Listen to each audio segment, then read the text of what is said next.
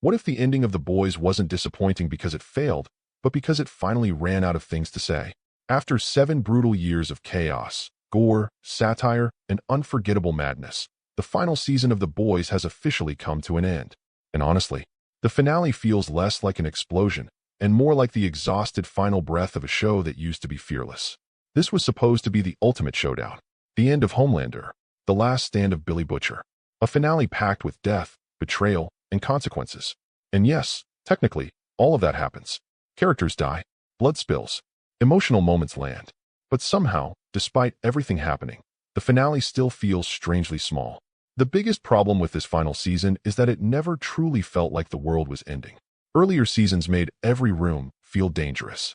Every conversation had tension. Every episode felt unpredictable. But this season, most of it feels weirdly contained. Long dialogue scenes, tiny locations, characters constantly talking about massive stakes instead of actually showing them. It almost feels like the show was saving every last dollar for the finale, except even the finale doesn't fully justify it. Still, there are moments that genuinely work. The emotional core of the episode belongs to Kimiko Miyashiro. After Frenchie dies, she completely loses the rage that fuels her powers.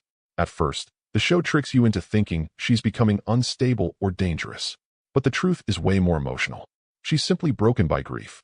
And when she finally sees a vision of Frenchie telling her that her true strength never came from anger, but from love, it's honestly one of the sweetest moments the series has ever done.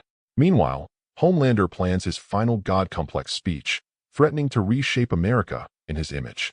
And when the boys storm the White House for one last mission, the finale finally starts feeling like the ending we've been waiting for. But even then, the deaths feel more inevitable than shocking. The Deep dies exactly how you'd expect. Same with several others. There's no jaw-dropping twist. No unforgettable, I can't believe they did that moment. And when Homelander finally dies after 5 seasons of build-up, the reaction is surprisingly empty. Not because the scene is bad, because the show itself understands something terrifying. Killing monsters doesn't erase the damage they caused. That's actually the smartest thing the finale does. Billy Butcher looks at Homelander's corpse and realizes it changed nothing. The fear, the division, the corruption, all of it survives him. One powerful man broke the system, but the system is still standing. And that emptiness becomes the real ending of the show. Ironically, the finale's strongest moments are the quiet ones.